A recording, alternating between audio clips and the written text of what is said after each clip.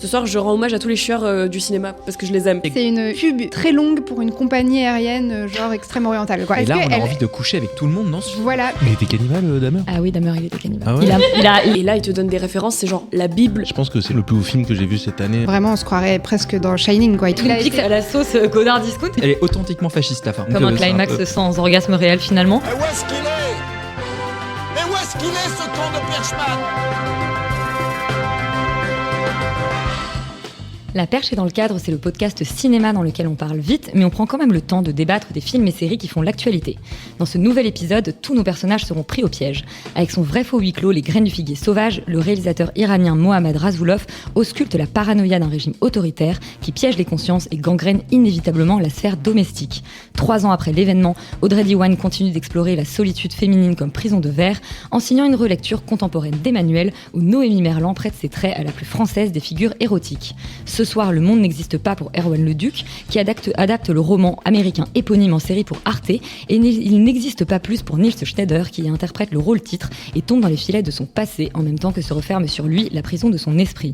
À l'occasion de la sortie de Mégalopolis du géant Francis Ford Coppola, le focus du jour portera sur les œuvres mégalo, ces projets titanesques et souvent fous de réalisateurs et réalisatrices qui tombent dans le piège de leurs propres ambitions. Titan ambitieux mais pas fou, notre carte blanche rendra hommage à Sidney Lumet, qui aurait fêté ses 100 ans cette année. Silence, moteur, La Perche est dans le cadre, mais on s'en fout, on fait de la radio. Action. Et autour de la table ce soir pour discuter dans La Perche et dans le cadre, Manon, tu es journaliste chez Combini. Bonsoir. Bonsoir. Et Rita, tu es le visage qui se cache derrière le compte Instagram et TikTok et YouTube See the Movie. Merci, bonsoir. Alban, ou plutôt docteur Alban, tu as signé une thèse sur le cinéaste scientifique Jean Painlevé. Et enfin Yuri, tu es scénariste et compositeur de musique pour le cinéma, absolument. Également metteur en scène. Et enfin on remercie David qui est costumier, mais surtout ce soir qui est notre caméraman pour La Perche et dans le cadre. Et ce soir, avant de parler cinéma, parlons chiffres, c'est l'heure du box-office de la semaine. Bon là c'est le calme plat, mais est-ce que ça peut pas quand même péter un de ces quatre ? Yuri, j'annonçais le box-office de la semaine. Quels sont les films qui ont cartonné ? Sans surprise, Beetlejuice caracole toujours en tête avec 341 000 entrées pour sa 3e semaine, ce qui est tout à fait honorable. Il va bientôt crever le plafond du million de verres. En dessous, le Comte de Monte Cristo qui ne fatigue toujours pas en 11e ou 13e semaine, je crois, d'exploitation, qui fait 200 000 entrées, seulement moins 15% par rapport à la semaine dernière. Donc les gens vont toujours voir le blockbuster de Jérôme Sédou avec Pierre Ninet.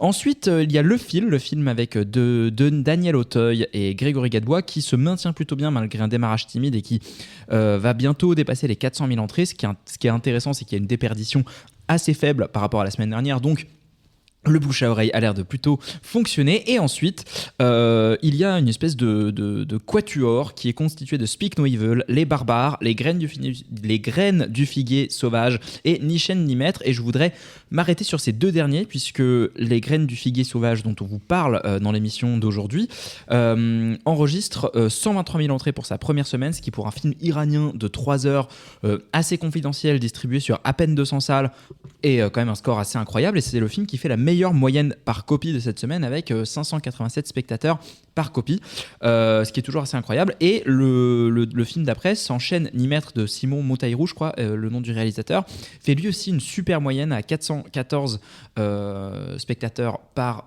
copie.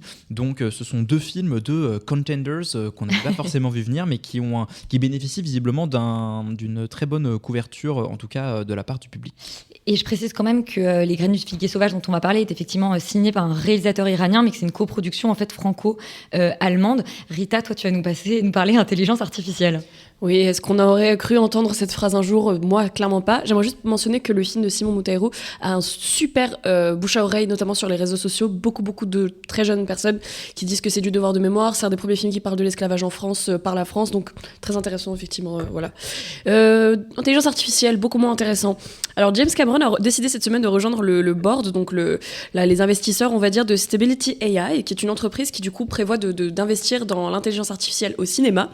Après avoir fait une carrière à construire sa filmographie sur le travail d'artiste VFX et à parler de la planète dans ses films. Je trouve ça très intéressant de la part de James Cameron de vouloir encenser la technologie qui va sûrement faire couler ces mêmes artistes et la planète, justement. Venant du mec qui a quand même inventé Terminator où l'intelligence artificielle tue l'humanité. Ouais, donc, c'est quand même assez malin. Franchement, c'est un des cinéastes les plus influents du monde entier et c'est ça qui est le plus triste parce que si c'était un pauvre mec dans son garage, je m'en fous. Mais là, c'est James Cameron, il a toutes les cartes en main pour influencer comment est-ce que le cinéma va se faire à l'avenir. C'est un mec qui parle tout le temps des salles de cinéma et qui vient de nous dire on va aller dans l'intelligence artificielle, ça me rend un peu dingue. Et par rapport à tous les procès récents, notamment Scarlett Johansson qui est allée en croisade contre l'intelligence artificielle et plein d'autres artistes, je trouve ça très triste de voir ce genre de personnes aller vers l'intelligence artificielle, quoi.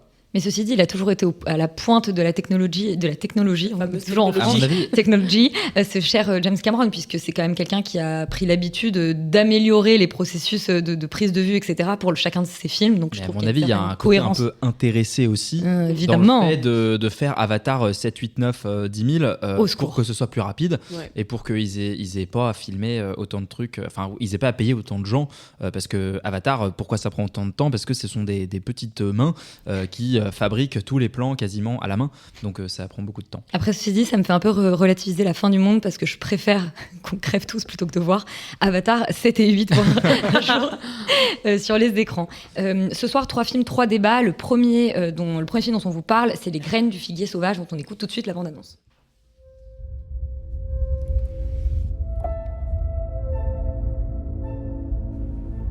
تو این 20 سالی که من با باباتون هستم همیشه آرزو داشتی همچین روزی برسه.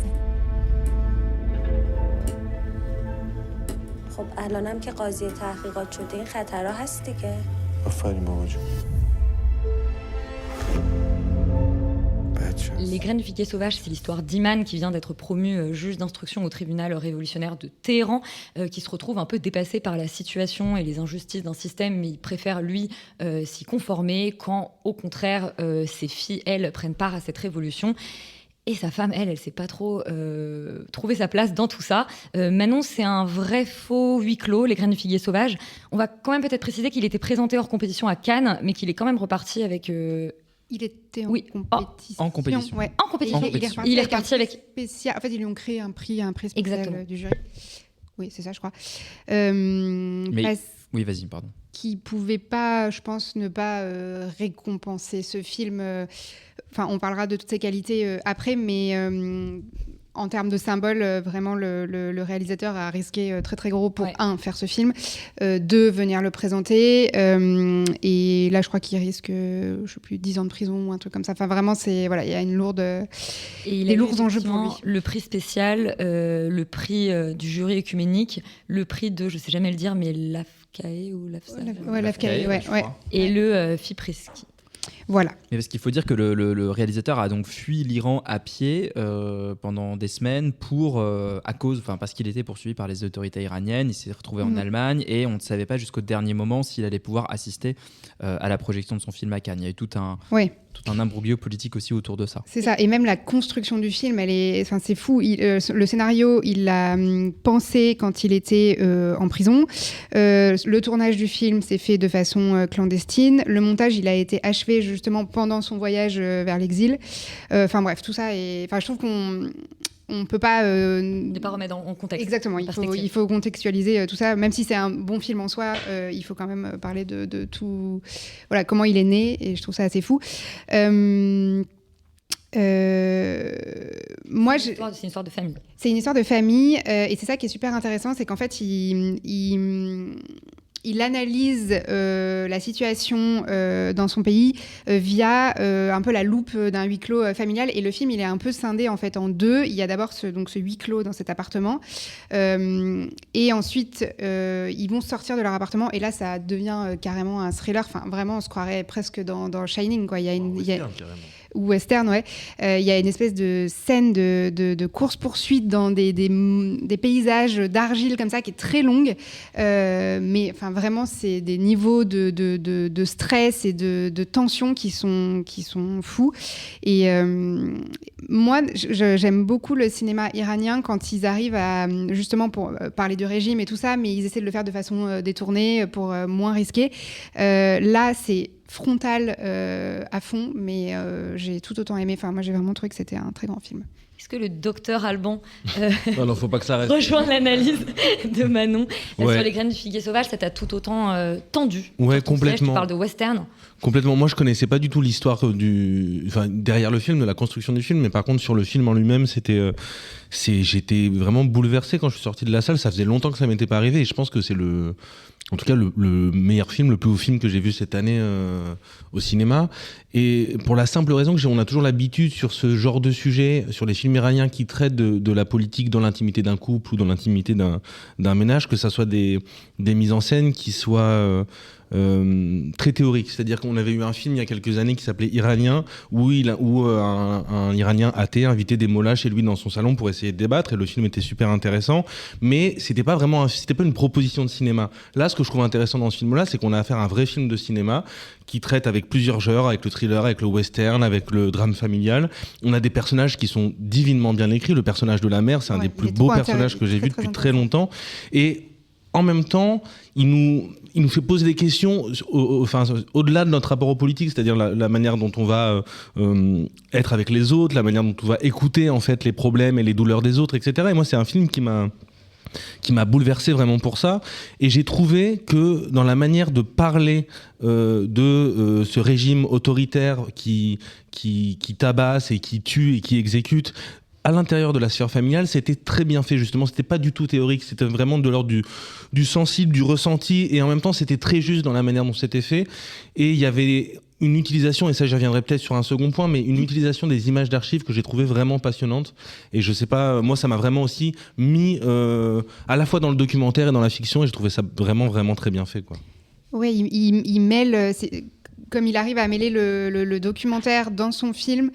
C'est assez fort ce qu'il a fait, parce qu'en fait, les parents, eux, ils regardent les infos traditionnelles à la télé, et les filles, elles regardent tout ça sur les réseaux sociaux, comme toute cette révolution s'est documentée. C'est l'histoire d'un conflit générationnel aussi qui est aujourd'hui à l'œuvre en Iran. Complètement, et il l'illustre hyper bien donc, au sein de cette famille, et du coup, grâce au personnage de ces deux filles qui, elles, suivent toute cette révolution sur les réseaux sociaux, ça fait qu'il peut mettre plein d'images d'archives dans son film, et qu'on était à Cannes à voir des images de cette révolution sur grand écran et tout, et ça fait c'est quand même un postulat super fort, et tout est bien intégré et bien fait, quoi. Et oui, c'est ça qui est intéressant aussi dans le film, c'est-à-dire que tout est tout le temps sujet aux images, tout est filmé, même à la fin du film, sans trop dévoiler, il y a une réutilisation de la caméra dans la propre famille. Et en fait, ça montre aussi que cette guerre-là, en tout cas ce qui se passe, ça se joue aussi sur le front des images. Et c'est ça qui est important, parce que ça débat à la fois sur la nature des images que tu regardes et sur la nature des discours qui sont portés par rapport aux images. Et le film le montre sans le surligner, c'est-à-dire qu'on le comprend, et je pense que tout un chacun peut le comprendre dans le film, que la guerre qui se joue à l'intérieur de la famille, elle se joue avant tout sur les images. Bien sûr, ça part des images, et ensuite ça divague sur des conceptions, sur est-ce qu'on porte le voile, est-ce qu'on est obligé d'être soumis à ce régime autoritaire, mais en fait le noyau, la racine de tout ça, vu qu'ils sont enfermés, elle part des images, et j'ai trouvé ça passionnant la manière dont c'était amené, vraiment, ça faisait longtemps que j'avais pas vu ça au cinéma. Donc c'est pour vous deux une grande recommandation que Les graines du figuier sauvage. Et par ailleurs, je sais pas si on l'a assez dit, mais c'est un super film de cinéma. Enfin, c'est-à-dire qu'on pleure. Les actrices sont vraiment excellentes. Ouais. Les trois, c'est le trio, les deux filles et la mère sont vraiment des très grandes actrices. Et ouais, c'est un grand film sur tous les points. On encourage absolument tout le monde à aller découvrir Les graines du figuier sauvage en salle, et on le retrouvera probablement dans le petit top de l'année. Un film qui ne risque pas, je pense, de s'y retrouver, c'est Emmanuel d'Audrey Diwan. Tell me something. What goes on in the head of a person in front of a closed door when they don't really know if they're wanted? If they open the door, they're either transgressing or fulfilling someone's desire. Audrey Diwan fait une relecture contemporaine du mythe d'Emmanuel, qu'elle expatrie cette fois-ci dans un Hong Kong froid et ultra contemporain.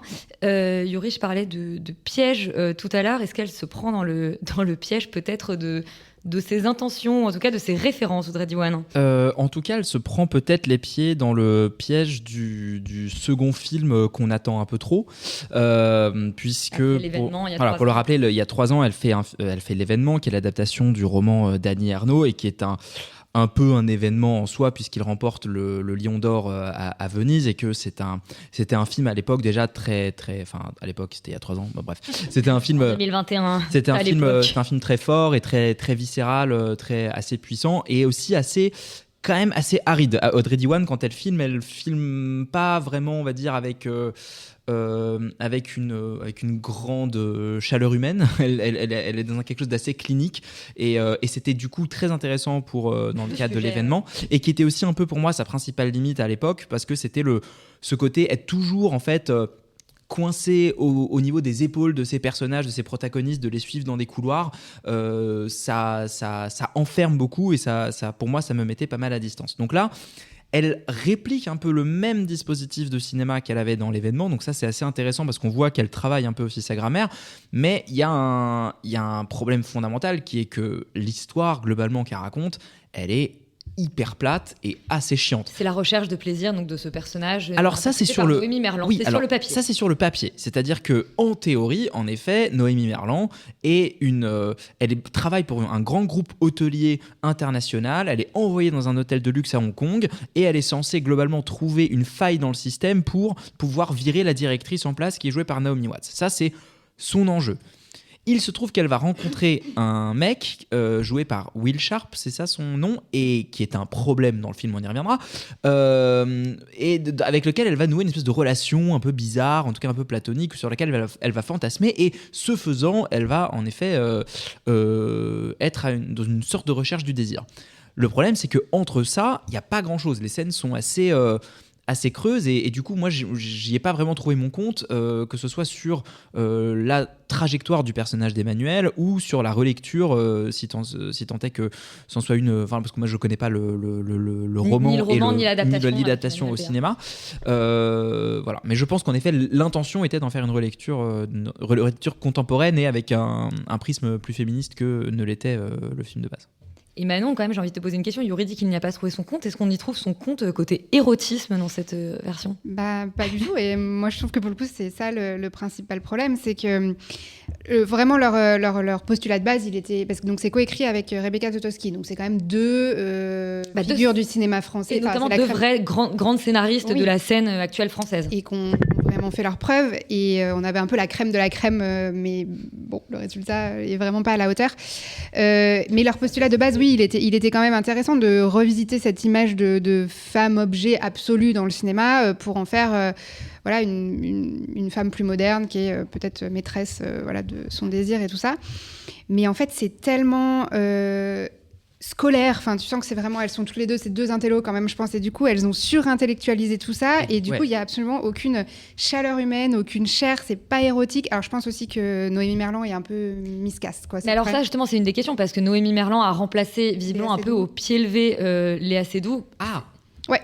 Je pense que ça aurait mieux fonctionné certainement avec Léa Seydoux. Je sais pas pourquoi. J'ai un sentiment que ça aurait peut-être mieux fonctionné avec Léa Seydoux. Moi, je suis pas tout à fait d'accord. Et pourtant, Noémie Merlan, oui, voilà, j'allais dire dans Portrait d'une jeune fille en feu. Ouais.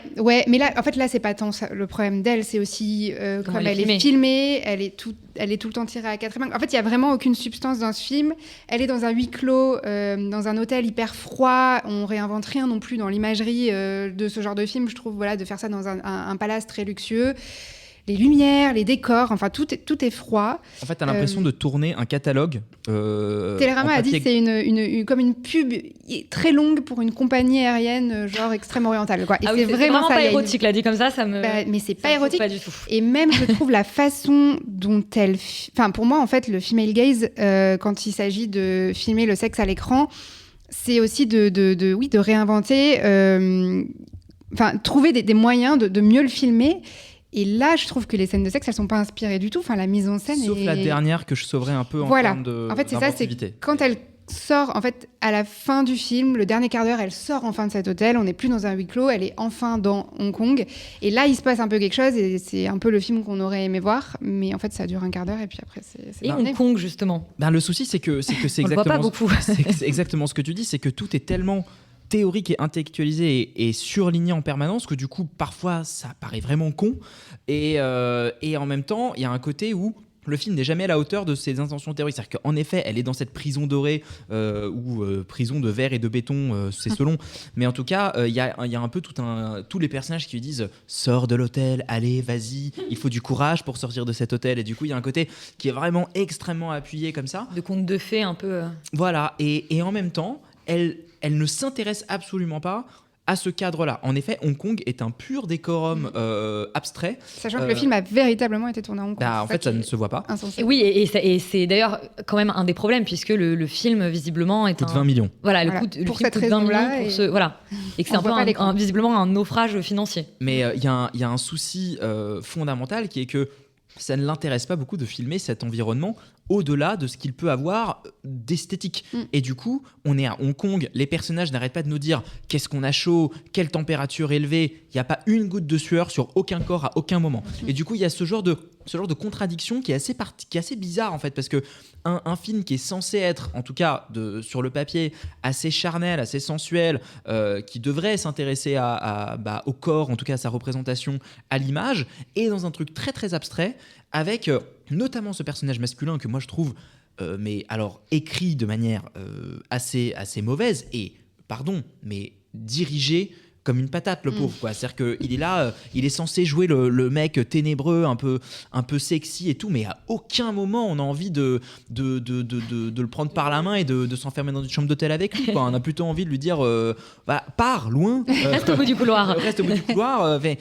Et du coup, et en plus, il y a un côté où ce mec est un peu asexué, n'a pas beaucoup de désir pour elle, et en fait, et du coup, le personnage féminin est un peu excité par le fait que lui n'ait pas de désir. Enfin, il y a un côté un peu bizarre, qui est en effet, lui, là aussi très théorique, mais le problème, c'est que le fait qu'elle n'ait pas de désir pour lui, le spectateur n'en a pas non plus. Et il y a une scène de dialogue interminable à un moment où ils discutent, où en fait, il lui fait raconter une expérience sexuelle qu'elle a eue dans un avion au début du film.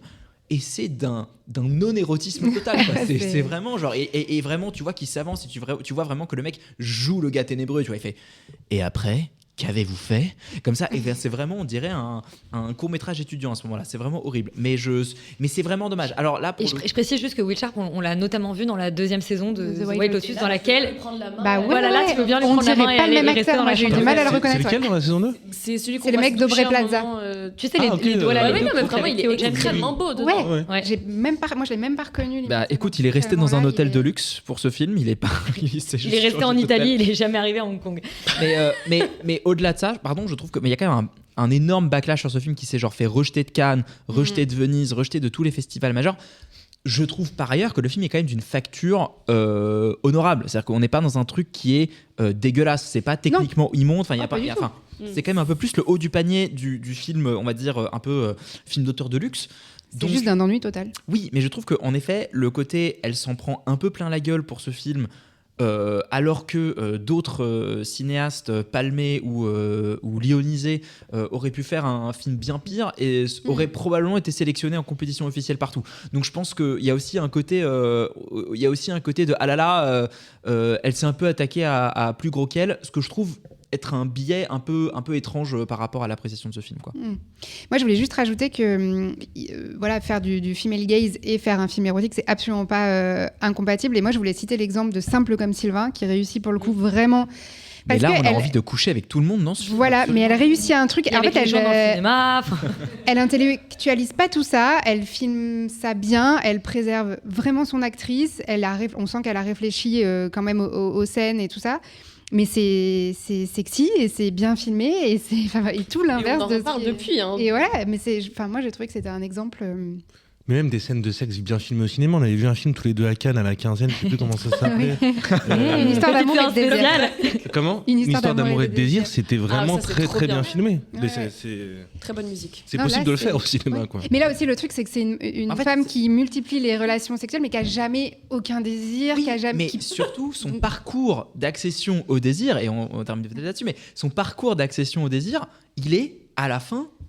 Ça fait pchit, quoi. T'es un peu là genre ah bon, ce n'était donc que cela. Ouais. Donc, comme un climax sans orgasme réel finalement. Yuri, tu Tu parles. Elisa, Qu'est-ce qui se passe là En plus, c'était pas du tout ce que j'avais prévu en transition. Je voulais rebondir sur ce qu'avait dit Yuri sur le fait qu'elle s'était peut-être attaquée à un peu trop gros pour elle, Audrey Diwan. Et ça tombe bien puisque le focus de ce soir autour de Megalopolis, le film de Francis Ford Coppola, s'intéresse au projet Mégalo, à ces réalisateurs qui se prennent les pieds dans le tapis de leurs ambitions. J'ai dit l'inverse, mais soit. Ce film a confondu mon histoire et celle de ma sœur Colette, qui a effectivement épousé Monsieur McBurett. Monsieur McBurett, qui est l'aviateur anglais. Voilà. Tu es de mauvaise foi parce que tu as dit qu'on reprochait ça au film. Alors effectivement, tu es de mauvaise foi, mais nous réglerons cela hors antenne dans la dictature de la perche et dans le cadre. Yuri se focus, on l'a pensé autour de Megalopolis puisque c'est le nouveau film de Francis Ford Coppola qu'on a découvert à Cannes dernier, film qui a fait... couler beaucoup d'encre, dans lequel beaucoup de projettent une espèce d'œuvre testamentaire de voilà, ce géant qui est Francis Ford Coppola. Déjà, peut-être quelques mots sur ce Megalopolis. Alors, ce que ça raconte, c'est assez compliqué à pitcher, je dirais. Manon, tu fais les gros yeux, oui. C'est l'histoire donc, d'un personnage campé par Adam Driver, qui est une sorte d'architecte / concepteur de ville du futur et qui essaye voilà, de mener à bien un projet de ville du futur, donc qui s'appelle Megalopolis. Et à l'intérieur de tout ça, on va suivre l'histoire de son projet, mais aussi de sa famille, son histoire d'amour, etc. Et globalement, une sorte de vertige mégalomaniaque dans lequel il bascule. Oui, et est-ce autobiographique on ne le sait pas. Mais je te laisse le droit d'en juger. En effet, partir de ça paraissait intéressant parce que c'est un peu un cas d'école de films qui est une espèce d'arlésienne depuis 40 ans.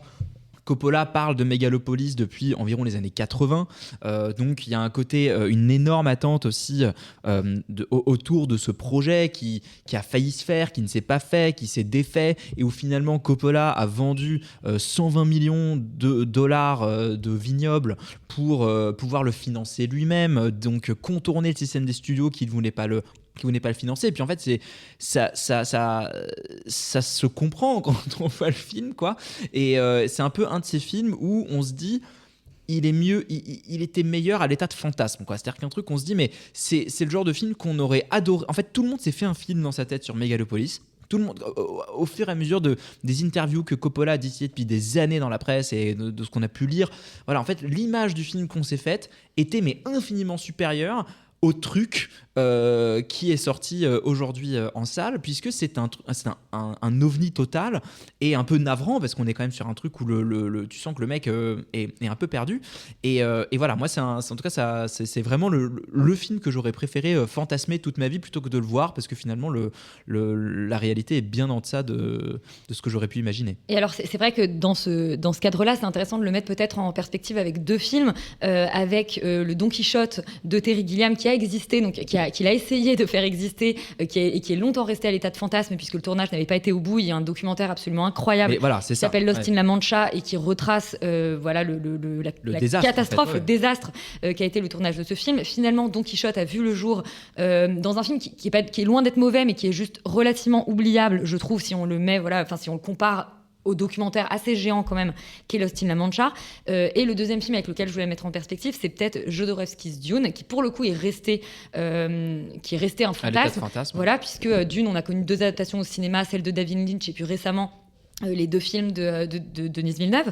Et il se trouve que Jodorowsky a eu cette espèce d'idée complètement titanesque d'adaptation du roman, et finalement le film n'a jamais vu le jour, mais il y a eu un documentaire sur la conception avortée de ce film qui s'appelle Jodorowsky's Dune et qui était, je crois, un des plus grands documentaires sur le cinéma que j'ai vu avec donc Lost in La Mancha. Parce qu'en fait, ces films-là, en tout cas, ces projets de films, ils révèlent beaucoup plus sur en fait la manière de faire des films et sur en fait tout ce que ça peut engrangé comme réflexion, comme imaginaire, comme fantasme, mais notamment le Dune de Jodorowsky a imprégné ensuite Alien, Star Wars, etc., etc., etc. Donc en fait, il a eu plein d'enfants bâtards, mais le film en lui-même n'a jamais existé. Et du coup, est-ce que Megalopolis aurait dû être un film comme ça ? Je ne sais pas. Mais en tout cas, il y a un côté assez... mais en tout cas, qui dont on a énormément plus d'exemples dans l'histoire, on en reviendra tout à l'heure, mais de gens qui ont tout mis sur la table, et parfois ça donne des chefs-d'œuvre. Ça donne Playtime de Jacques Tati, et qui est un four monumental, mais où en fait il a construit une ville entière pour finalement la détruire et globalement s'endetter jusqu'à la fin de sa vie et mourir globalement seul et pauvre. Et par contre il a fait un chef-d'œuvre. Et est-ce que c'est le cas de Coppola? Je suis pas sûr. Oui, mais alors c'est peut-être justement le danger, c'est qu'on s'attaque à ce type d'œuvre et de problématiques. Finalement, on n'a pas le choix, on fait un chef-d'œuvre. Ou alors c'est le désastre. Et tu disais que ça renseignait plus sur la manière de faire le cinéma. Et je trouve que c'est pour ça que sont intéressants Jodorowsky's Dune et Lost in La Mancha, mais c'est aussi des œuvres qui renseignent énormément sur la personnalité de leurs auteurs dans les deux cas. Et c'est peut-être le défaut principal de Megalopolis, c'est que finalement c'est un film qui n'est presque qu'intéressant qu'au regard de la filmographie de Coppola et de la comparaison entre le personnage incarné par Adam Driver et Megalopolis, même si je dois dire que moi on va dire la première, le film m'a paru vraiment interminable, je sais plus combien de temps il dure, mais on va dire les premières peut-être 45 minutes m'ont quand même plutôt stimulé. Un peu stimulé, j'avais l'impression d'être dans une espèce de version futuriste des damnés de Visconti, quelque chose comme ça, et je me suis un peu laissé prendre au jeu, et puis progressivement j'ai vraiment eu l'impression de me dire en fait je ne sais pas ce qu'on me raconte, et surtout de voir quand même un vieux monsieur avoir une vision relativement un peu passéiste quand même des choses, et la fin moralement est très très bizarre, mais bon, elle est authentiquement fasciste, la fin. Voilà, je n'osais pas aller jusque là, mais effectivement on a eu un débat en sortant du film à Cannes, elle est effectivement authentiquement fasciste. Oui, Rita. Non, j'allais juste dire, c'est marrant ce que tu dis sur les références, en fait, qu'au début, tu as essayé d'y voir des choses, parce qu'en fait, c'est un mec qui a parlé, comme tu disais, Yuri, de ce film pendant des décennies, et en fait, c'est souvent des films où il a même sorti une bibliographie, en fait, et une filmographie de choses qui l'ont inspiré pour faire Megalopolis, et le nombre de ces projets qui voient le jour, où, en fait, on nous dit, ça m'a pris 1500 ans, tout l'argent du monde, et en fait, j'ai voulu mobiliser, et là, il te donne des références, c'est genre la Bible. Non, mais vraiment, et c'est toujours des références hyper intenses, et que tu comprends pas trop pourquoi ils les ont mobilisés à ce moment-là, et tu te dis, effectivement, on voit les yeux plus gros que le ventre, quoi. C'est des cinéastes, même quand ils sont très installés, ils ont l'impression que du coup, ils peuvent mobiliser, tu dis la Bible, la Torah, un petit peu le Coran, et puis voilà, ça m'a donné des inspirations modestes pour faire ce petit projet. Mais ce qui est intéressant dans la réception justement de ça, c'est que les gens qui défendent le film sont plutôt dans un truc de c'est un grand geste baroque d'un grand artiste. Voilà, il y a quelque part, il a quand même un peu un blanc-seing, c'est-à-dire que même si le mec fait n'importe quoi, on est quand même en train de dire que finalement c'est une grande œuvre testamentaire. Exactement. Et que finalement il va falloir l'étudier dans les cours de cinéma. Après, je sais pas pour toi, moi j'ai trouvé que c'était pénible en termes de longueur, mais je peux pas dire que je me sois ennuyée devant ce film, c'est-à-dire que... Non, moi j'étais sidérée. Moi aussi je suis assez sidérée, mais je veux dire, c'est pas de l'ennui, il se passe quand même quelque chose. Il y a quand même 2-3 moments où on se souvient que Coppola est Coppola. Le problème c'est que le projet en lui-même, alors on se dit, le mec qui a passé autant de temps, il aurait quand même pu écrire un scénario qui tient un peu la route à ce il est si vieux. Voilà, il est si vieux. Oui, mais alors voilà, les projets titanesques qui sont mis entre les mains de réalisateurs vieillissants, c'était le cas, je sais pas, mais de Napoléon, peut-être de Ridley Scott, mais qui a eu un autre succès en salle, de plus jeunes réalisateurs comme Damien Chazelle avec par exemple son Babylone, qui s'est complètement planté au box-office alors que c'était quasiment une carte blanche. Et Rita, ce qui est intéressant, c'est qu'on serait tenté de se dire que ces projets mégalomaniaques sont l'œuvre d'hommes, mais en fait il y a des femmes qui sont passées par ce même chemin. Et justement aux États-Unis ils appellent ça les vanity projects, les projets vanité en fait, donc de ces réalisateurs qui ont globalement carte blanche pour faire ce qu'ils veulent, et en vérité ces projets c'est souvent la propriété privée des hommes si on fait attention historiquement, déjà parce qu'il n'y a pas beaucoup de réalisatrices, donc le pool pour faire la comparaison est beaucoup plus réduit, mais typiquement Ridley Scott il aura toujours une deuxième chance malgré tous les méga flops qu'il a fait qui coûtent très cher. Même après Napoléon on lui a quand même redonné de l'argent pour faire des choses, même après House of Gucci qui est un film au demeurant que j'aime bien mais qui a fait 0 entrée. Et malgré ça ces cinéastes ne réussissent pas réussissent plutôt à poursuivre et à faire leur film après. C'est même le propos de la filmographie de Ridley Scott, c'est de se foirer pour avoir une seconde chance et réussir après. Moi, je trouve ça très bien d'avoir une seconde chance parce que c'est finalement le propos de l'art, c'est de ne pas sortir toujours des trucs hyper réussis. Et puis quand il sort un film réussi, pour le coup, il sort quand même. Il y a des chefs-d'œuvre Thelma et dans la Louise. filmographie. Bon, oui, mais c'est Alien. dommageable d'imaginer le nombre d'œuvres qu'on a ratées parce que les femmes n'ont pas vraiment eu le droit à l'erreur. J'ai quelques exemples en tête. Par exemple, Elaine May, réalisatrice que j'adore, elle a fait 3 films qui pour moi relèvent du génie, sincèrement, dans les années 70. Puis ensuite, elle a fait Ishtar parce que le titre annonce le désastre. Censé être une ville au Maroc. Pour vous dire, ce tournage a donné lieu à ce que Pepsi revende la Columbia. Cette phrase n'a aucun sens. Attends, mais je vous invite à vous renseigner sur le tournage de Ishtar. Elle a failli tuer Dustin Hoffman et Clyde de Bonnie and Clyde, je sais plus. Warren Beatty. Merci. Et Warren Beatty. En fait, ils ont tous les deux accepté de venir faire le film parce qu'elle avait. Qui s'est tournée au Maroc. Ils ont accepté parce qu'elle avait réécrit des films dans lesquels ils étaient avant. Elle était beaucoup script doctor, Elaine May, comme souvent les réalisatrices ont pu l'être pour financer leur carrière. Et en fait, ils ont un peu été forcés à venir faire ce film. Et ils ont regretté parce que le tournage. Non, mais le film est génial. Moi, je le trouve vraiment cool. Mais quand il est sorti, avant même qu'il sorte, la Columbia l'a décalé sur leur planning et a fait exprès d'envoyer des bombes à la presse pour que le film soit coulé avant sa sortie et qu'il passe plus vite à autre chose. Tellement ils avaient honte du film, qui est même pas si mauvais, qui est même plutôt drôle. C'est un des tout petits rôles de Isabelle Adjani dedans, qui joue une Marocaine. Et je vous invite à regarder ça. Waouh. Et qu'est-ce qui explique selon toi qu'ils essaient de couler les films? Ils avaient trop d'argent, ils voulaient pas faire le marketing en fait. C'est de l'argent du marketing, ils avaient pas envie de le rajouter là-dedans, alors que déjà ils avaient perdu trop de sous, mais c'est vraiment n'importe quoi les coulisses. Il y a des gens comme Eva DuVernay qui a fait l'horrible à raccourci dans le temps. Que j'ai vu. Voilà. Effectivement, c'est très très pénible pour voir Oprah Winfrey. C'est très mauvais, mais malheureusement ça arrive de faire des films mauvais, sauf qu'après ça, Eva DuVernay qui nous a quand même offert quelques films assez incroyables, le documentaire 13th qui est brillant, et malgré ça, après elle fait que des films soit de plateforme, elle a du mal à trouver des financements. Elle a fait une série qui a très bien marché sur Netflix, mais en fait elle ne retourne pas au cinéma en salle. Nancy Meyers, elle avait un film pour Netflix, une rom-com, la reine des rom-coms, Nancy Meyers. Oui, on peut peut-être citer d'ailleurs quelques-unes de Holiday, Tout peut arriver, toutes les rom-coms des années 2000 pour être honnête, avec Jude Law, Jack Nicholson, Meryl Streep et compagnie. The Holiday en tête, évidemment. Diane Keaton, la reine. Et malheureusement, son film en 2023, Netflix l'a coupé alors qu'ils étaient en c'est-à-dire qu'ils étaient juste avant d'entrer en tournage parce qu'ils disaient ça va coûter trop cher, on a la flemme. Mais sachant que ça coûte pas beaucoup plus cher qu'une comédie à la con avec Ryan Reynolds. Mais vraiment, mais c'est ça qui rend dingue. Mais en fait, c'est souvent des films qui finissent par se faire couper. Et donc, pour conclure sur cette petite partie sur les femmes, j'aimerais noter Barbra Streisand qui est parmi ses nombreux talents une grande chieuse, et je dis ça comme le plus grand des compliments, j'aspire à être une grande chieuse à ce point où elle est, qui a voulu tellement financer sa comédie musicale sur une femme qui va être rabbin, qui s'appelle Yentl, qu'elle a tout fait toute seule, c'est-à-dire qu'elle joue le rôle elle-même, elle a réalisé le film, elle l'a produit, elle a écrit les chansons, elle les chante, c'est n'importe quoi, c'est la seule à chanter dans le film alors que c'est Michel Legrand qui a aussi composé la musique. Mais sur le papier c'est Barbra Streisand qui a tout fait, tu vois. Et là le film est génial, encore une fois, il n'a aucun sens, elle a des chanteurs de comédie musicale Broadway dedans, mais ils chantent pas, c'est la seule qui chante. Elle est vraiment, enfin, j'adore ce film déjà pour ce qu'il représente, mais pour le financer, elle l'a financé elle-même avec les recettes de ses albums musicaux en fait, et parce que c'est le genre de film où on lui a dit alors déjà sur l'idée non, sur ce que tu proposes encore moins, et en plus c'est toi qui réalises, jamais de la vie. Ça lui a pris 1000 ans à faire, beaucoup d'argent, et au point où le jour où elle est censée jouer une fille qui a 13 ans dans le film, au début c'est Barbra Streisand de 40 ans qui le joue parce que je veux voir ce film. Ah mais voilà, elle est en drague tout du long, elle tombe amoureuse d'un garçon qui tombe un peu amoureux d'elle en homme, c'est génial, mais c'est pour moi c'est tous ces projets là qui existent et qui sont hyper imparfaits. J'adorerais en voir plus, mais on en a malheureusement historiquement les choses ont fait qu'on n'a pas autant de films comme ça ratés par des meufs. J'aimerais plus de films ratés par des meufs. J'allais dire que Ishtar n'est disponible sur aucune plateforme. Ah oui non, moi je l'ai streamé, effectivement il est dispo qu'en achat à la Fnac. Non mais c'est intéressant parce qu'il y a quand même plusieurs tendances dans ce que tu dis.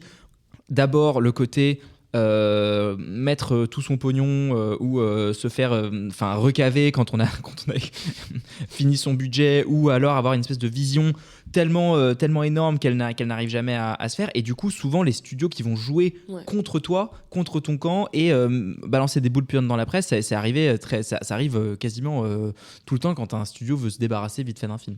Et avant de donner la parole à Alban qui va nous révéler à quel point finalement c'est une tendance vieille, docteur Alban, à quel point c'est une tendance vieille comme le monde, je tiens quand même à dire que le problème c'est que là on parle quand même de réalisateurs établis qui ont fait ce genre de film, mais de temps en temps il y a des personnes qui sortent vraiment de nulle part et qui investissent énormément d'argent pour faire le projet de leur vie, qu'ils écrivent, qu'ils réalisent et dont ils jouent le rôle principal, et ça devient The Room de Tommy Wiseau. Et heureusement que ça existe. Voilà. Évidemment. Et de louer soit le Seigneur finalement. Ah bah oui. Effectivement, tu vois, je me serais plus passée de Megalopolis que de The Room finalement. Alban, donc c'est une tendance vieille comme le monde. Alors ouais, c'est une tendance vieille comme le monde. Ça va pas forcément traiter uniquement de gros mégalos qui jettent leur pognon, mais par exemple en fait ça commence à partir du moment où le cinéma est devenu un art, et à partir du moment où on a considéré des auteurs comme des auteurs de cinéma, donc ils avaient moyen de se prendre un petit peu plus au sérieux, et du coup ça commence dès les années 20 avec ce qu'on a appelé l'école française, et par exemple un réalisateur comme Abel Gance qui avait fait un succès immense avec La Roue puis avec Napoléon,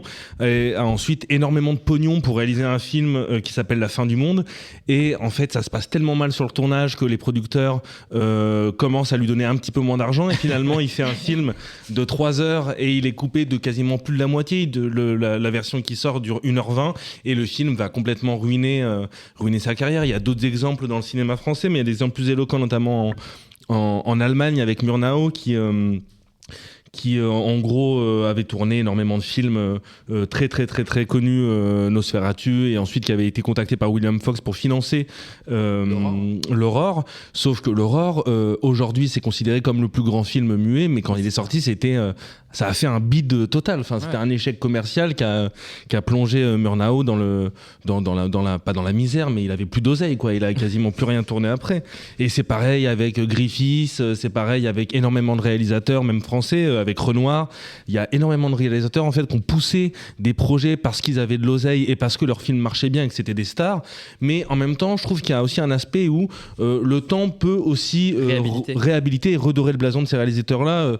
Méliès, il a fini par vendre des jouets à la gare Montparnasse. Finalement, aujourd'hui, tout le monde s'accorde à dire que Méliès était un génie du cinéma. Et par ailleurs, il y a des films de grands réalisateurs qui sont complètement oubliables. Je pense que La Fin du Monde de L'Herbier, comme je parlais, de Gans, est un film oubliable. Je pense que Mégalopolis, je sais pas, peut-être que dans 10, 20, 25 ans, il y aura la 8e nouvelle vague du cinéma ils vont dire que Mégalopolis était un film incroyable.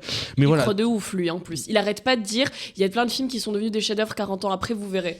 Voilà, moi ça renseigne sur la psychologie du monsieur quand même.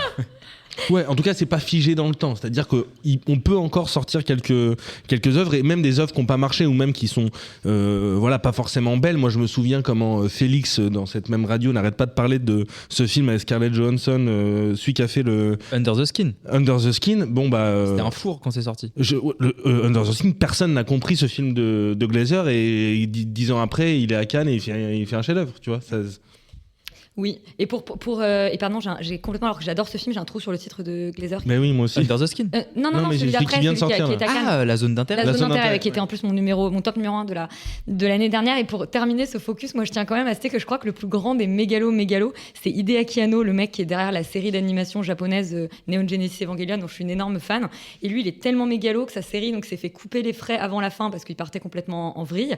Il a décidé des années après, pour faire plaisir aux fans, de réaliser donc un long métrage qui raconte la même chose que son dernier épisode mais sous un autre angle, et à peu près une dizaine d'années après il s'est rematé toute sa série et il s'est dit en fait je crois qu'il y a quand même des choses que je peux changer, et il a voulu rendre hommage à son propre travail en faisant une série de 4 films qui sont une espèce de version alternative de sa propre série. Il revisite sa propre œuvre. Le mec revisite sa propre filmographie. Moi j'attends qu'ils se disent qu'il faut qu'il le fasse en live action. Je suis prête, je te donne tout mon argent, Hideaki Anno. Mais c'est ce qui pend au nez à Xavier Dolan d'ici 5-6 ans. D'ici 5-6 ans peut-être. On vient de parler de mégalo, maintenant on va parler au contraire de nihilisme. La série dont on parle tout de suite, c'est Le Monde n'existe pas, créée par Erwan Leduc. La petite ville de Guerre-sur-Isère est toujours sous le choc de l'assassinat de cette jeune fille de 16 ans. Vous pensez qu'Axel Schall peut être innocent ? Dans la vraie vie, quand tout accuse quelqu'un, c'est rarement une fausse piste. Je suis journaliste pour Aujourd'hui Demain. Vous croyez que vous allez faire éclater un complot ? Axel m'avait averti qu'un jour, un homme viendrait peut-être. Ça fait presque 20 ans que je suis pas revenu. À chaque coin de rue, j'ai des souvenirs qui me remontent comme des nausées. T'es prêt à tout pour sauver le cul d'Axel Schall, hein ? Quelqu'un nous raconte une histoire. Donc Le Monde n'existe pas, c'est une série d'Erwan Leduc qu'on a récemment vu au cinéma avec la fille de son père, et c'est l'histoire d'Adam qui est incarné par Nils Schneider, qui est un journaliste pour un grand quotidien web national dont je vous laisse s'appelle Aujourd'hui Demain. Voilà. et ce personnage d'Adam, en fait, c'est son faux nom, son nom un peu de plume ou de journaliste. Il se trouve qu'il a grandi dans une ville dans laquelle il a coupé les ponts il y a une vingtaine d'années, et dans cette ville il y a une gamine qui est sauvagement assassinée et un tueur qui est visible, enfin qui est tout de suite désigné mais qui prend la fuite. Adam est chargé de l'enquête sur cet homme, sauf qu'il ne dit à personne qu'effectivement c'est la vie dans laquelle il a grandi, qu'il y a quand même pas mal de secrets, et notamment qu'il connaît quand même pas mal du tout le tueur présumé, Rita. Oui. Bon. Récemment est sorti un film qui s'appelle Un homme en fuite avec Bastien Bouillon et Léa Drucker, dans lequel Bastien Bouillon joue Paul, qui a changé son nom et revient dans sa ville d'enfance pour enquêter sur un meurtre qui a été fait par quelqu'un qu'il connaissait. Et c'est une ville de merde aussi. Qu'est-ce que je te dis ? Une ville de merde. Non, mais c'est une ville dans le nord de la France. Oui. Voilà, elle est désastreuse. C'est une ville de merde, pardon. Il y a des villes d'où les gens veulent partir. Oui, c'est comme elle ça. donne pas très envie. Je comprends. C'est des problèmes d'urbanisme et de politique sociale, j'en ai conscience, mais je veux dire, c'est de la merde quand même. Il y a ça, il y a Polar Park récemment sur Arte qui était une super série, mais c'était la même chose à peu près.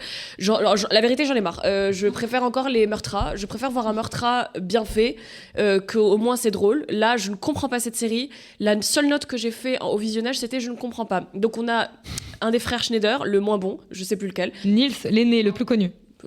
I guess. Il est vraiment très nul dans cette série. Il joue un mec qui s'est fait harceler quand il était petit parce que les gens sont partis du principe qu'il était gay. Donc, quand il est adulte, maintenant, il fait des pompes pour pas se faire agresser. C'est l'écriture de personnage la plus caractérisée que j'ai vue de cette année, finalement. C'est vraiment mauvais. Et en fait, c'est même pas que c'est mauvais, c'est que j'ai pas compris ce que je voyais. Il y a beaucoup de scènes où il parle en japonais, notamment, qui sont pas traduites. Il a un amant japonais. Un amoureux, non ? Oui. Il a dit un amant, elle a dit un amant. Ok. Un amant, un amoureux, un copain. Il a un amoureux japonais qui parle. Du coup, c'est jamais sous-titré, donc on sait pas trop ce qu'ils se disent en vérité, sauf si on parle japonais. C'est vrai que c'est pas sous-titré. Non, mais du coup, c'est des très longues scènes de dialogue. Je comprends pas. C'est un parti pris. Mais ça n'a pas changé mon avis sur le reste, étant donné que le reste non plus, je comprenais pas trop ce qui se disait, même en français, quoi. Donc, finalement... Mais écoute, je partage ton désarroi. Je vais quand même préciser que c'est l'adaptation d'un roman du même titre, un roman qui se passe aux États-Unis, dans lequel le journaliste, donc, est new-yorkais, retourne dans sa ville natale, au fin fond des États-Unis. Et déjà, moi, je me suis quand même posé une vraie question face à l'adaptation. Est-ce que c'est vraiment transposable ? Est-ce qu'une ville du nord de la France, on arrive à croire que c'est une ville du fin fond des États-Unis ? Je sais pas ce que tu en penses, Alban. Elle est difficilement crédible, cette ville, quand même. Cette ville est difficilement crédible, et je pense qu'en fait, le problème, c'est que ça a été pensé comme ça. Je pense que je comprends pas grand-chose de la série, mais il y a quand même des intentions. Erwan Leduc, c'est quand même quelqu'un qui a fait des films qu'on a appréciés. Moi, j'ai pas vu le dernier, mais j'ai adoré Perdrix, par exemple. Et ça se passe déjà dans des zones rurales assez éloignées, etc. Moi, c'est plutôt ma came, mais en général, ça fonctionne plutôt bien dans les séries policières. C'était le cas dans Polar Park, etc. Là, le problème, c'est qu'il y a un ton que j'arrive pas à comprendre, parce que la série propose quelque chose. C'est pas comme si la série proposait rien, c'est juste qu'on comprend pas ce qu'il propose. Donc, en fait, il y a des moments où, l'enquête piétine, etc., mais ils essaient de faire de l'humour.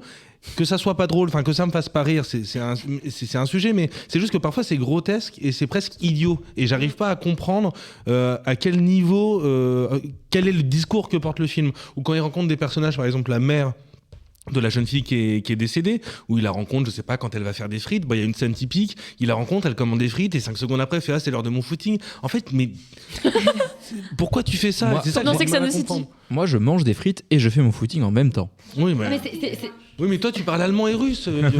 C'est effectivement des personnages qui ont... Enfin, c'est très étrange. Tous les personnages se conduisent de façon absolument pas crédible. C'est presque un espèce de parti pris, mais qu'on comprend pas très bien. Ouais. Et il me semble, enfin en tout cas pour avoir lu le résumé du bouquin, je l'ai pas lu, mais je me suis renseignée, j'ai l'impression qu'en fait le bouquin, ce dont il traite, c'est cette espèce de vertige de la fake news, de à quel point les gens ont envie de se sentir, proches des faits divers, etc., et impliqués dans les faits divers. Et donc effectivement, on voit cette mère qui finalement invente n'importe quoi sur sa fille, les amis de sa fille qui se nourrissent du mensonge de la mère pour raconter. Donc j'ai l'impression qu'en fait, et lui, il perd pied progressivement, il sait plus ce qui est vrai, ce qui n'est pas vrai, s'il est peut-être lui-même lié à ce crime. Enfin, je pense que c'est ça l'idée, et comment on détourne les images et la réalité.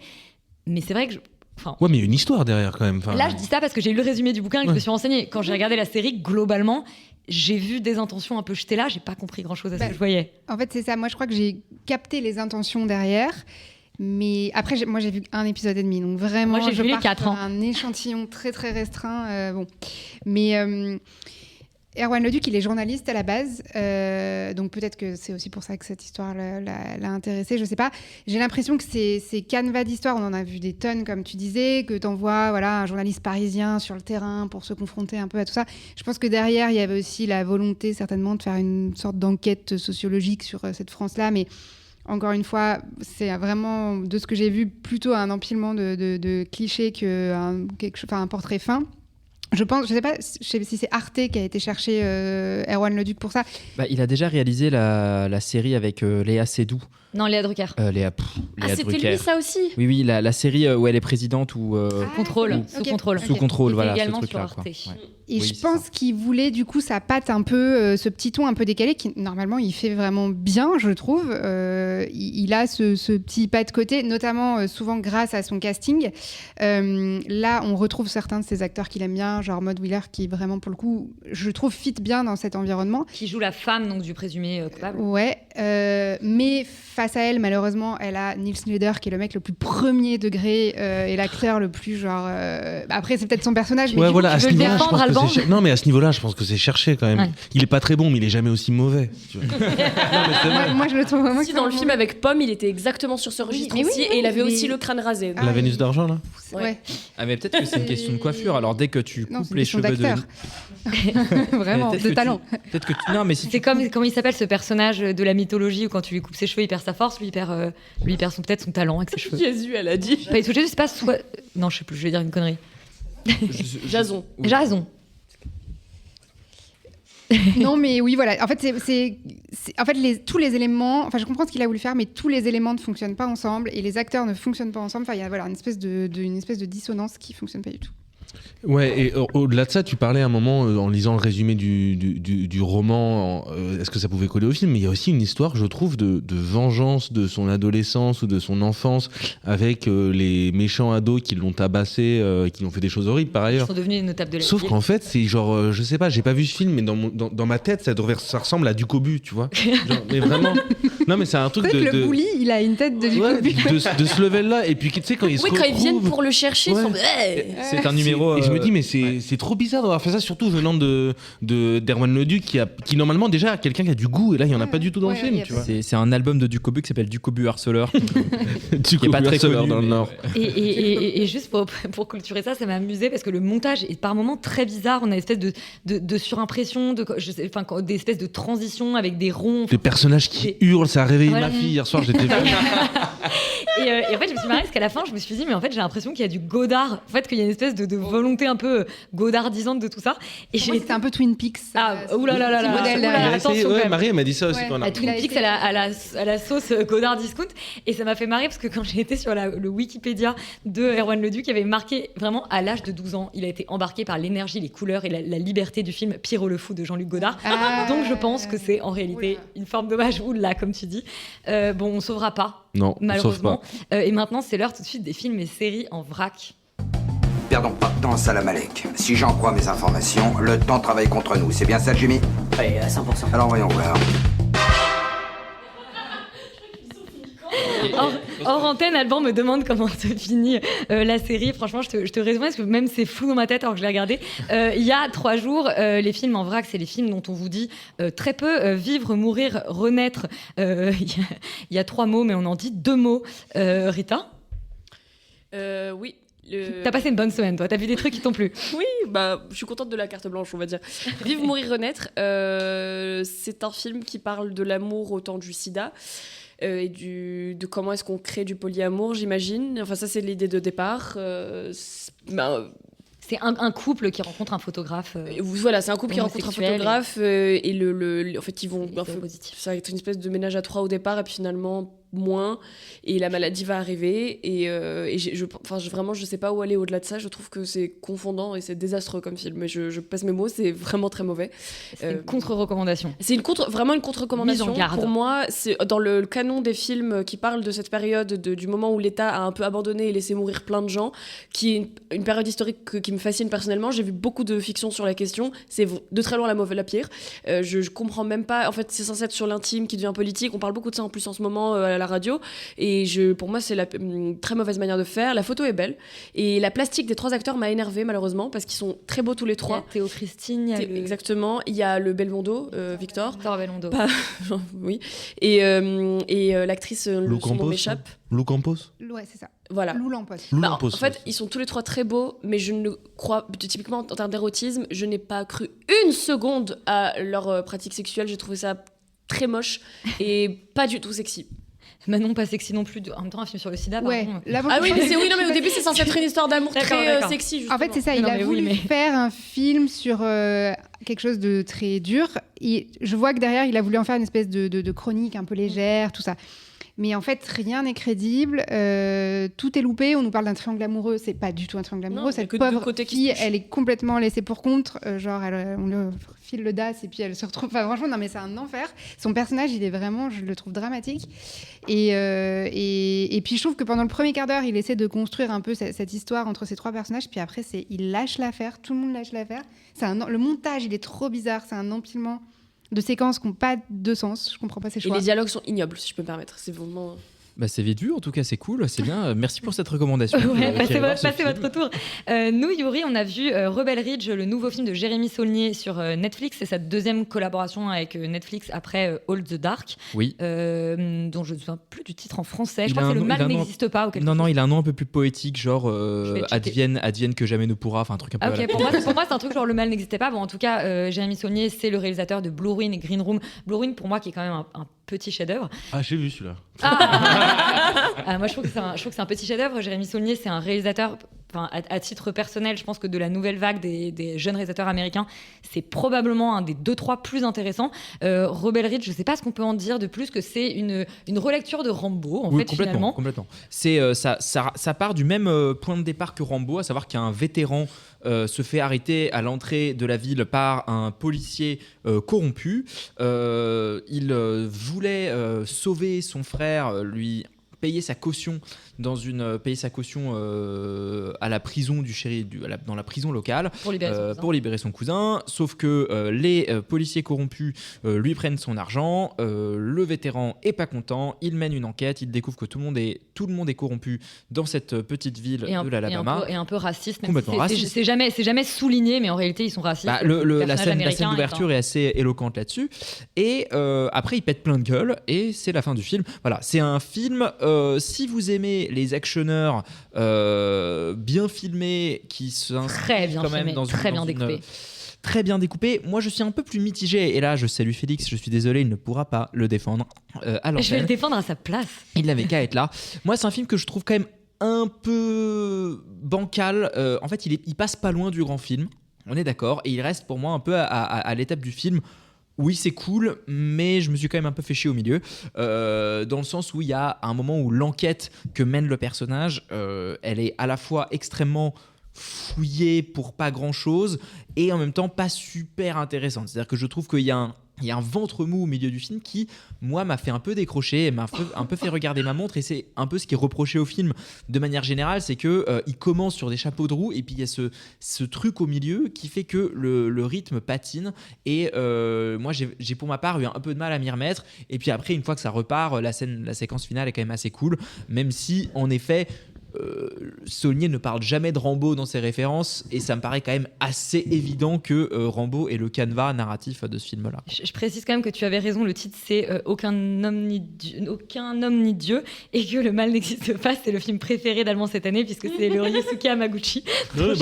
Il me hante ce titre. Et le monde n'existe pas, c'est la série dont on a parlé tout à l'heure. Je me suis complètement perdue. Moi, pour être très rapide, je te rejoins sur le fait que l'intrigue, alors je dirais pas qu'elle est inutilement complexe, etc., mais que en fait, on s'y attache pas beaucoup.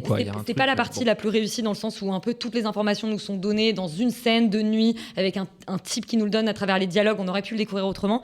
Mais à titre personnel, au-delà de la grande maîtrise quand même formelle de Saulnier, et je trouve qu'il a quand même un talent de scénario pour croquer ses personnages, pour les dialogues quand même, vraiment voilà. Moi j'aime bien cette espèce de construction vraiment en deux parties où le mec essaye de s'en sortir dans la première partie et vraiment de juste pouvoir se casser, et la deuxième partie où finalement il revient et effectivement il pète des gueules et on passe plus dans une sorte de revenge movie. Mais pour moi ça aurait duré 20 minutes de moins et il aurait passé l'étape du grand film. Voilà. Écoute, oui, c'est pas son plus grand, mais ça reste quand même un bon Jérémy Saulnier. On aime toujours Jérémy Saulnier et on espère qu'on aura toujours plus de Jérémy Saulnier. On va s'aventurer sur Disney+, Rita, avec toi, puisque tu as vu Agatha All Along, qui est le spin-off du spin-off. Enfin, c'est Vendavision. C'était la grande mastermind de Vendavision. Exactement, et c'est donc Agatha All Along, c'est le retour après WandaVision de Agatha Harkness, qui est jouée par la reine Catherine Hahn, qui est une personne que j'adore à titre personnel. Elle cherche à assembler une équipe, oui, comme dans Avengers, mais cette fois-ci ce sont toutes des sorcières, parce que on est vraiment dans une équipe de sorcières, puisque c'est une série très automnale, très vibe sorcière. C'est une équipe, comme je le disais, et vraiment de rêve, je dois dire, parce que c'est un casting qui a été créé pour faire plaisir à deux typologies de personnes. Les personnes queer qui aiment la comédie musicale et les fans de Marvel. Ce sont des gens qui se fréquentent pas habituellement. Donc je trouve ça très audacieux et ambitieux comme projet. Étant donné que le casting, c'est quand même Aubrey Plaza et Patti LuPone, entre autres personnes. Personnellement, c'est la chose qui a fait que je suis allée voir la série alors que j'ai lâché l'affaire des séries Marvel depuis un certain temps. Enfin! Ouais, bah écoute, que veux-tu, depuis un certain temps là quand même. mais je dois dire que pour l'instant, ça fait 2 épisodes et c'est vraiment plutôt plaisant. C'est très fun, il y a un côté... revenir à WandaVision qui était une série plutôt pas mal. Et pour l'instant, il n'y a que 2 épisodes, mais ça pose bien les bases. La musique est assez dingue, c'est encore une fois... beaucoup de mobilisation de références aux sorcières et à la mythologie qu'il y a derrière. Donc j'ai hâte de voir vers où ça va aller pour le coup. C'est ma petite recommandation de la semaine finalement. Et toi Manon, tu voulais nous parler de la rétrospective Chantal Akerman. Oui, mais alors, j'ai pas grand-chose à dire. Je voulais vraiment juste mentionner cet événement parce qu'aujourd'hui, il y a donc le premier cycle de cette grande rétrospective des films de Chantal Akerman, qui est une réalisatrice très, très importante. Si Imen était là, elle aurait pu en pionnière parler. du cinéma féministe. Absolument. Donc, tu le dis avec énormément d'entrain. Ah mais j'ai quelqu'un en train. La féministe, film de grossesse là. Et puis et une patate, 2 patates, 3 patates. Une bûche. 2 bûches. Et en fait, donc ils l'ont divisé en 2 cycles. Là, il y a le premier cycle qui sort donc aujourd'hui au cinéma. C'est ces films entre 1974 et 1993. Ils sont distribués dans vraiment peu de salles. À Paris, il n'y a que le Reflet Médicis et le MK de Beaubourg. Et je crois qu'ensuite, ils vont faire un 2e cycle avec le reste de sa filmographie. Voilà, moi, j'ai bien envie d'en profiter pour rattraper l'œuvre de cette cinéaste que je connais assez mal. Et puisque tu mentionnes, on en parlera la semaine prochaine, mais moi, dans mes recommandations de la semaine, ce que je viens de commencer, il y a Monsters, la saison 2 de toujours par notre cher et j'ai un Ryan Murphy, merci, qui est sur le cas donc, des frères Menendez, 2 frères qui ont tué leurs parents. Et on en parlera plus la semaine prochaine, mais je trouve qu'il a eu quand même vraiment l'intelligence après Dahmer, qui était très réussi, mais quand même tellement dur et glauque, etc. L'histoire de ce serial killer cannibale, de d'un coup nous téléporter sous le soleil californien dans les années 90, etc. pour un cas qui est cette fois-ci une série vraiment judiciaire, une série de procès. Et je trouve que c'est assez intelligent, mais on aura l'occasion de reparler True Crime. Il était cannibale, Dahmer ? Ah oui, Dahmer, il était cannibale. Ah ouais, je croyais qu'il était acide, moi. Ah non, il a également mangé des gens. J'ai vu la série, hein. Tu regardes beaucoup de souvenirs, le mien est un peu flou et traumatisant. Et puis maintenant, c'est l'heure de notre petite carte blanche. J'ai réfléchi à ce que tu m'avais dit l'autre jour. J'ai passé la moitié de la nuit à y réfléchir. Et puis j'ai eu un flash. La carte blanche, c'est notre format libre à la discrétion de nos chroniqueurs. Rita, toi, tu as décidé de rendre hommage au grand Sidney Lumet, qui aurait eu 100 ans cette année. Pas aujourd'hui non plus, pas de caisse, mais ouais, en juin, je crois. Il aurait eu sa 100 ans, pas 100 ans, pardon, cette année. Wow. Et puis, on passait une mauvaise semaine en termes de sortie, donc je me suis dit que revenir à quelqu'un qui nous faisait plaisir à l'écran, ça pouvait être sympa. Sidney Lumet, c'est quand même quelqu'un qui a eu une filmographie ultra riche et éclectique de plus de 40 films sur 50 ans de carrière, donc c'est quelqu'un qui a beaucoup tourné. Et entre 57 et 2007, c'est-à-dire quand même la période où le cinéma américain a peut-être le plus changé, et qui a réussi à se réinventer à chaque fois, à chaque période, et sans pour autant transiger à son œuvre. Quand on regarde son film de 57 et son film de 2007, je trouve qu'on voit un peu quand même beaucoup de thèmes récurrents, de manière de filmer qui se recoupent. C'est un cinéaste qui a jamais voulu aller à Hollywood, notamment pour éviter de travailler avec des producteurs de Los Angeles, parce que ça le faisait chier. Ce soir, je rends hommage à tous les chieurs du cinéma, parce que je les aime. Vraiment. Sidney Lumet a commencé comme acteur très jeune dans le théâtre yiddish jusqu'à aller à Broadway, et il a finalement été à la guerre, mais il est revenu, il a fait de la télévision, ce qui lui a un peu appris, je pense, cette rigueur qui fait qu'on a eu autant de films de lui pendant... Mais même la rigueur de la télé, je pense à ce stade, plus que plus que de la guerre. Et il est passé au cinéma justement parce qu'il filmait des adaptations de pièces de théâtre qui étaient écrites pour la télé, en live avec du public, en direct avec du public. Et il a fait comme ça 12 hommes en colère. Henry Fonda a vu et lui a dit « Ok, je veux que tu refasses ça, mais au cinéma, et je veux jouer le rôle principal. » C'est comme ça qu'on a eu son premier film, 12 hommes en colère, sans aucune expérience, sans auditionner ni rien. carrière lancée, Sidney Lumet tourne comme si c'était un travail comme les autres. Je trouve ça hyper sain de voir aussi ce genre de cinéastes qui ont décidé de se tourner vers l'art comme un travail et pas que comme un truc de torturé où il faut prendre 12 ans pour faire un film. C'est pas Megalopolis typiquement, c'est quelqu'un qui jugeait très mal les gens qui allaient au-delà de leur budget prévu pour leur film. En fait, pour lui, c'était un travail à faire comme les autres.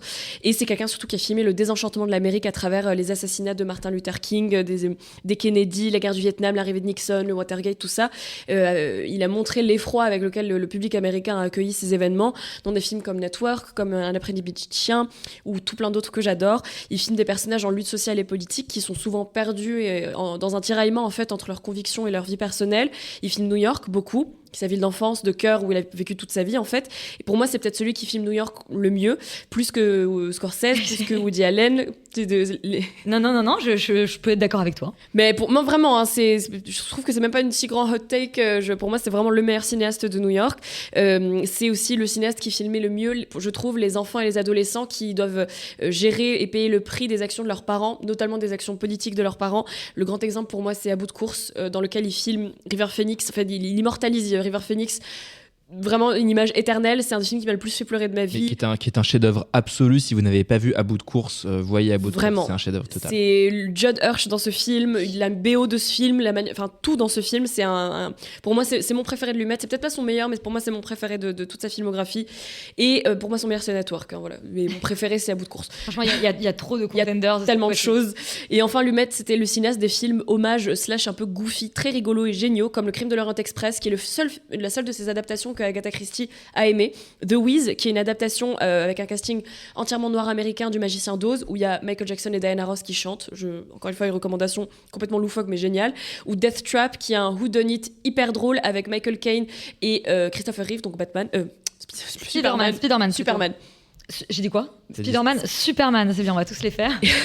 Et pour finir, juste avant de mourir, Sidney Lumet nous a laissé en de très bonnes mains avec, ce n'est pas une bombe, tout va bien, avec Philip Seymour Hoffman et Ethan Hawke dans un film absolument terrifiant, le plus terrifiant d'ailleurs de sa carrière pour moi, Before the Devil Knows You're Dead, qui est un testament, et pour le coup, pas un testament... Qui s'appelle 7h57 ce samedi-là, en français. Ah bah, voilà. Pour que jamais les gens veulent le voir chez eux. Très difficile à trouver malheureusement celui-là, c'est un film testament, et pour le coup, pas méga et pas pompeux et pas du tout quelqu'un qui a laissé un film en se disant on le comprendra dans 40 ans. C'est un film qu'on comprenait à sa sortie en 2007 et qu'on comprend très bien aujourd'hui aussi.